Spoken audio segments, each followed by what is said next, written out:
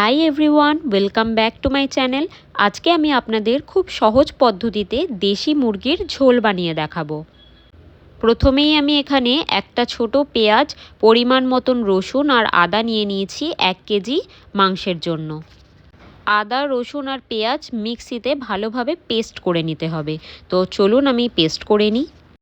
একটা fine paste তৈরি করা আমার হয়ে গেছে। এরপর আমি নিয়ে নেব 3টে মাঝারি সাইজের পেঁয়াজ এবং এই পেঁয়াজগুলিকে আমি কুচিয়ে নেব। এখানে আমি একটা মাঝারি সাইজের টমেটো নিয়ে নিয়েছি। এই টমেটোগুলোকেও ভালোভাবে কুচিয়ে নেব। ঝালের জন্য নিয়ে নিয়েছি 7 থেকে 8টি কাঁচা লঙ্কা। এখানে দুটো মাঝারি সাইজের আলু ভালোভাবে ধুয়ে কেটে নিয়েছি। এইবার আমি ধুয়ে রাখা মাংসের মধ্যে আস্তে আস্তে করে সমস্ত উপকরণগুলি মিশিয়ে দিতে থাকবো। প্রথমেই দিয়ে দিচ্ছি পেঁয়াজ, তারপরে দিয়ে দেবো টমেটো এবং বাকি মশলাগুলিও দিয়ে দেবো। এরপর দিয়ে দিচ্ছি কাঁচা লঙ্কা, আগে থেকে বেটে রাখা পেস্ট, স্বাদ পরিমাণে নুন, হলুদ এবং তার সাথে গুঁড়ো লঙ্কা। আর কাশ্মীরি লঙ্কার সাথে আমি একটু লাল লঙ্কার গুঁড়ো দিয়ে দেবো ঝালের। 2 টেবিল স্পুন ধনে গুঁড়ো আর 2 টেবিল স্পুন জিরে গুঁড়ো এর সাথে আমি দিয়ে দেবো। সব শেষে দিয়ে দিচ্ছি কাঁচা সর্ষের তেল ভালোভাবে ম্যারিনেট করার জন্য।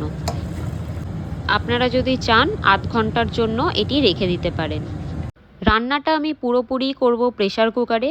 তো প্রথমে প্রেসার কুকারটা বসিয়ে নিয়েছি এবং গরম হয়ে যাওয়ার পর হালকা একটু সর্ষের তেল দিয়ে দিলাম। তেল গরম হয়ে এলে কেটে রাখা আলুগুলো দিয়ে দেবো ফ্রাই করার জন্য। ভালো কালারের জন্য হালকা একটু হলুদ দিয়ে আলুগুলোকে আমি ভালোভাবে ফ্রাই করে নেব। আলুগুলি ভালোভাবে ফ্রাই করে একটি পাত্রে আমি সাইডে করে রাখছি। এরপর প্রেসার কুকারে আবার একটু সর্ষের তেল দিয়ে দিচ্ছি। দিয়ে দেবো গোটা গরম মশলা। ভালোভাবে দেখে নিন, এই গোটা গরম মশলাগুলোই এর মধ্যে যাবে। মশলাগুলিকে ভালোভাবে 30 সেকেন্ডের জন্য ফ্রাই করে নেব। তারপর দিয়ে দিচ্ছি মেখে রাখা মাংস। খুব ভালোভাবে নাড়িয়ে চাড়িয়ে নিয়ে ঢাকা দিয়ে আমাদের কষাতে হবে প্রায় 30 মিনিটের মতন। মাংস থেকে খুব ভালোভাবে জল ছেড়ে দিয়েছে। এরপর আমাদের খুব ভালোভাবে কষিয়ে নিতে হবে, জলটি যাতে একদম না থাকে। আমার কষানো অনেকটা হয়ে এসছে। এই অবস্থায় আমি অল্প একটুখানি চিনি দিয়ে দেবো। আবার একটু নাড়াচাড়া করে কেটে রাখা আলুগুলি দিয়ে দিচ্ছি। আলুগুলো 3 মিনিটের জন্য খুব ভালোভাবে কষিয়ে নেব। এরপর আমি পরিমাণ মতন জল দিয়ে দিচ্ছি। খুব বেশি জল দেব না।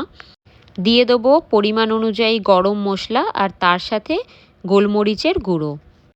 এরপর আমি প্রেসার কুকারের ঢাকনাটা আটকে দিয়ে 10টা সিটি দিয়ে দেবো। কারণ আমার এই প্রেসার কুকারে 10টা সিটিতে খুব ভালোভাবে দেশি মুরগি সেদ্ধ হয়ে যায়। 10টা সিটি দেওয়া হয়ে গেছে। এরপর আমি প্রেসার কুকারের ঢাকনাটা খুলে দিচ্ছি এবং আমাদের দেশি মুরগির ঝোল একদম রেডি।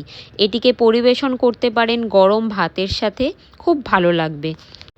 যারা হস্টেলে থাকেন, যাদের কাছে সেরকম টাইম থাকে না রান্নার জন্য, তাদের জন্য এই প্রেসার কুকারে দেশি মুরগির ঝোল বানানোটা খুব সহজ।